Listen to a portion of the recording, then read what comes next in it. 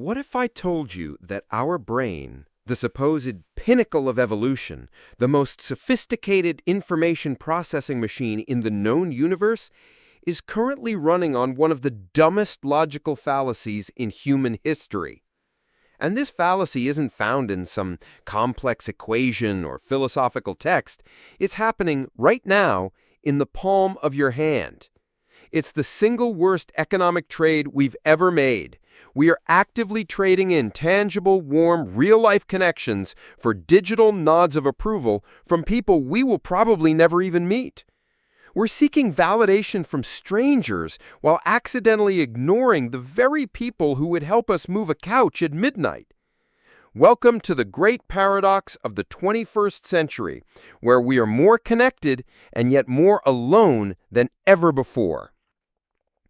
Let's be honest. How many times have you spent 15 minutes arranging your food to look perfectly artisanal, taken 40 pictures, picked the best one, spent another 10 minutes color grading it, and thought up a witty caption just to post it on Instagram for a few dozen red hearts? And then, after all that effort, you ate a cold meal. You didn't actually enjoy the meal. You produced content from it. We have turned our lives into a second unpaid job, the creative director for the documentary of our own life.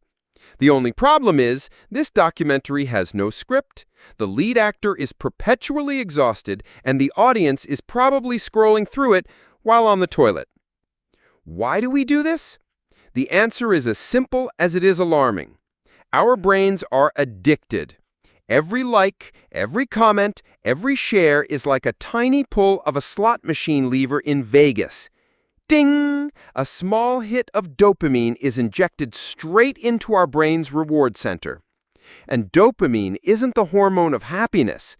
It's the hormone of anticipation, of wanting. It doesn't say, "You did a good job." It whispers, "Do it again. Maybe the next one will be even better." And so, like lab rats, we endlessly hit that refresh button, hoping for the next little pellet of validation in the form of a red notification. The social media platforms know this. They're not stupid. They have engineered the most perfect dopamine mining machines in existence. The pull to refresh gesture was intentionally designed to mimic the lever of a slot machine. The unpredictable reward schedule is precisely what makes it so addictive. They have weaponized our basic human need for social approval, a need that was essential for survival in a tribe, and turned it into a digital currency. And we, the savvy users, have gladly entered this stock exchange. But the problem is the exchange rate. We're trading in a high-value currency, our time, our attention, our real emotions, for an inflationary, almost worthless one, the validation of strangers. Think about it this way. Are 100 likes from accounts you don't even remember following worth as much as one genuine tight hug from your mom? Are 50 "wow, looks amazing" comments from high school acquaintances you haven't spoken to in a decade more meaningful than a 30-minute phone call with your best friend, where you can both talk about absolutely nothing and everything? We're living in an age of hollow interactions. We post "happy birthday" on someone's Facebook wall instead of picking up the phone to sing them a terribly off-key song. Why? Because the wall post is faster, it's easier, and most importantly, it's public. It signals to everyone else, "Hey, look at me, I'm a good friend, I remember birthdays." It's no longer a well-wish, it's a performance of being a good friend. We care more about the appearance of a relationship than the relationship itself. And this is where the irony peaks. We spend hours curating a perfect image online, successful at work, glamorous vacations, a vibrant social life, a fit body. We become expert marketers for brand me. But in the process, we neglect the very product we're advertising. We neglect our mental health by obsessively comparing ourselves to the curated highlight reels of others. We miss out on present moments because we're too busy documenting them. Have you ever been to a concert and seen a sea of phones raised in the air? People aren't watching the concert with their eyes anymore. They're watching it through a 5-inch screen just to get a blurry, terribly mixed video for an Instagram story that will disappear in 24 hours. They paid for a ticket to become an unpaid cameraman at an event where they were supposed to be the audience. The real tragedy is this. When we truly need help, where do we turn?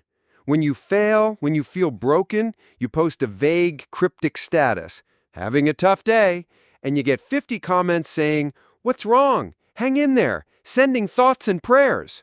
Mass-produced condolences, like they were copied and pasted. They provide a fleeting artificial warmth, a tiny dopamine hit to soothe the pain. But do they really help? Meanwhile, your roommate might be sitting 10 feet away, your sibling is just a phone call away, your parents are ready to listen, but we don't reach out to them. Why? Because reaching out to them requires vulnerability. It requires honesty. It requires us to admit that our life isn't as perfect as it looks on Instagram. It requires us to take off the mask of the successful creative director and reveal the actual human being who needs help. And that, to us, has become terrifying. More terrifying than facing our sadness alone. We blame the algorithm. Oh, the algorithm is why I see all this negative stuff.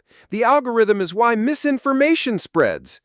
But the algorithm isn't some evil sentient force. The algorithm is a mirror. It's a mirror that reflects our own desires, our biases, our weaknesses back at us on a massive scale. It didn't create our craving for validation. It just monetized it. It didn't invent our tendency for comparison and envy. It just gave us an infinite catalog of people to compare ourselves to. We taught the algorithm that a bikini picture in Bali gets more engagement than a thoughtful post about a book.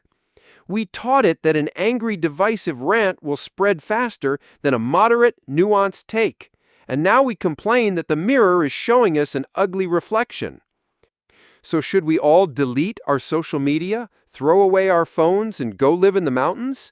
That's probably a bit extreme, and let's be honest, the Wi-Fi up there sucks. The problem isn't the tool. A knife isn't evil. Its user decides whether to slice bread or to do something else. The problem is our awareness. Awareness of the faulty logic we're operating on every single day. Awareness of the price we're paying. Try a little experiment this week. Every time you pick up your phone to post something, just pause for a second and ask yourself, am I doing this for genuine connection or for performance? When a friend posts a huge accomplishment, instead of just dropping a like or a congrats, try actually calling them. Hear the excitement in their voice. When you're having a great meal with your family, try putting the phone away and actually tasting the food and listening to their stories. Those moments won't get likes or shares. They won't exist on your profile. They will only exist in your memory. And sometimes, that's the only place that truly matters. We're at a crossroads. One path leads to a world that's increasingly shiny on the surface, but hollow on the inside, where a person's worth is measured by meaningless numbers on a screen. The other path requires a little more effort, a little courage to be old-fashioned, the courage to call instead of text, the courage to meet up instead of scrolling, the courage to live a life that doesn't require an audience's applause. So the question I want to leave you with isn't how do we fix social media? The real question is, how do we fix our own operating system? The next time you pick up your phone, just ask yourself one thing. Are you using it to connect or to perform? Are you building a bridge to someone, or are you just polishing a mirror? Modern life is full of human logic errors, and we just deciphered them with a bit of satirical humor using stick figures. Now it's your turn. Leave a comment and tell us, what is the slightly funny, normal thing people do that makes absolutely no sense? Thanks for watching on Logic Loop, where humorous life logic meets animated commentary. If this got you thinking, leave a comment, like, share, and don't forget to subscribe for more fun videos about modern life using easy-to-understand stick figures.